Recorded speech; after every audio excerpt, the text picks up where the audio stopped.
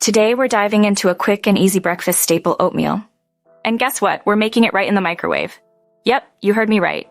No stove, no mess, just deliciousness in minutes.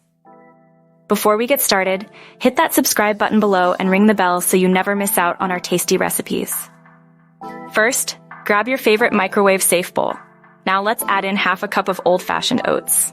These are packed with fiber and will keep you feeling full all morning long. Next, we'll pour in 1 cup of milk. You can use any type of milk you prefer, almond, soy, or even coconut milk for a creamy twist. Now let's sweeten things up a bit. I'm adding a tablespoon of honey for natural sweetness, but feel free to use maple syrup or a sprinkle of brown sugar. And here's where you can get creative. Add in your favorite toppings. I'm going with a handful of fresh berries for a burst of color and antioxidants. Now give everything a gentle stir to combine the ingredients. Perfect. Our oatmeal is ready for the microwave. Visit www.dailynecessities.in for more details.